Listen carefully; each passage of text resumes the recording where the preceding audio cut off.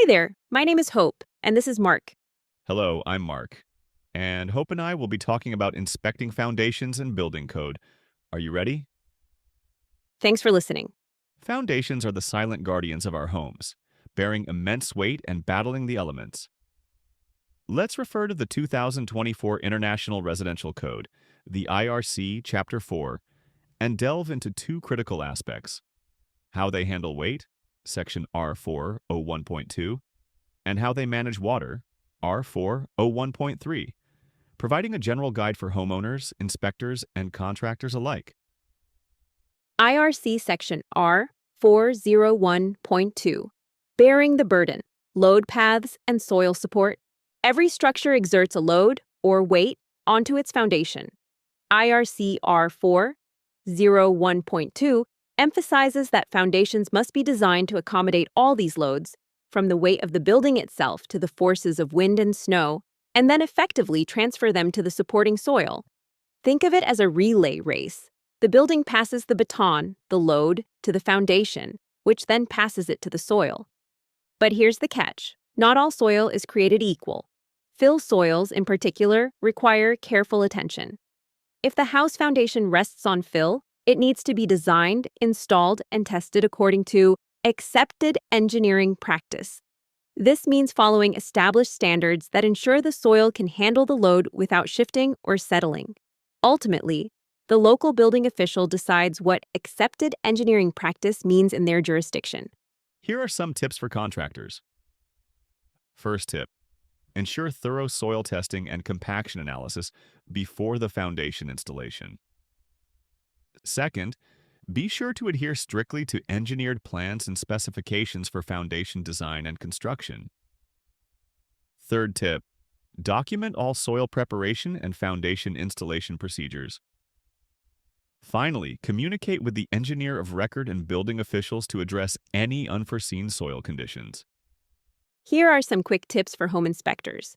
When inspecting existing homes, look for signs of settlement, cracks in foundation walls, uneven floors, and sticking doors or windows. Then examine evidence of prior repairs, such as underpinning or soil stabilization, and verify their adherence to engineering standards. And in new construction, request documentation of soil compaction tests, especially in fill areas. Be sure to verify proper load paths, ensuring efficient weight transfer. Now, for homeowners, monitor for structural changes, such as new cracks or unevenness, and consult professionals if needed. Be mindful of landscaping or excavation near the foundation, as it can impact soil support, and keep records of foundation repairs. Let's move to IRC Section R401.3, Keeping Water at Bay, Drainage and Grading. Water is a relentless force, and if it's allowed to pool around the foundation, it can cause serious damage. Section R401.3 addresses this by mandating proper drainage. Surface water must be diverted away from the foundation and directed to an approved collection point, such as a storm sewer. The most common way to achieve this is through proper grading. The ground around the foundation should slope away from the building, dropping at least 6 inches within the first 10 feet. This slope ensures that rainwater flows away, preventing it from soaking into the soil and potentially damaging the foundation. However, sometimes physical limitations, like lot lines or steep slopes, make it impossible to achieve the standard 6-inch drop. In these cases, the IRC allows for exceptions. Drains or swales can be installed to redirect water away from the structure. Additionally, any impervious surfaces, like concrete or asphalt, within 10 feet of the foundation must slope at least 2% away from the building. Now some tips for contractors. Implement proper grading and drainage systems according to the site plan and IRC requirements. Ensure that gutters and downspouts are installed correctly and discharge water away from the foundation. Use appropriate materials for waterproofing and damp-proofing foundation walls. Verify the slope of impervious surfaces to ensure proper drainage.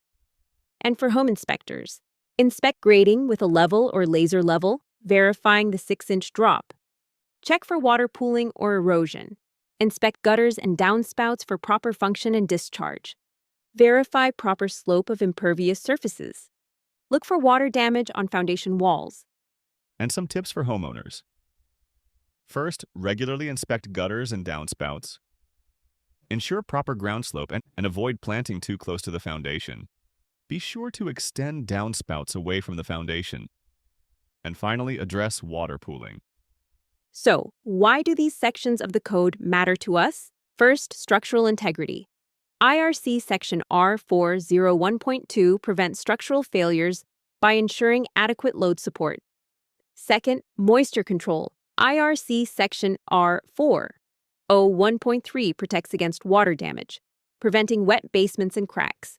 Third, long-term stability. Proper drainage and load distribution ensure durability. Finally, home value. A well-maintained foundation protects the investment. Understanding these principles is crucial for everyone involved in the construction and maintenance of a home. Homeowners can ensure that their property is properly graded and that drainage systems are functioning correctly. And home inspectors can identify potential issues related to soil support and drainage during inspections. Contractors must adhere to these standards. Thanks for listening. Be sure to like, follow, and subscribe to the Home Inspector Podcast and the International Association of Certified Home Inspectors at InterNACHI.org. Keep inspecting, stay safe, and we'll talk again real soon.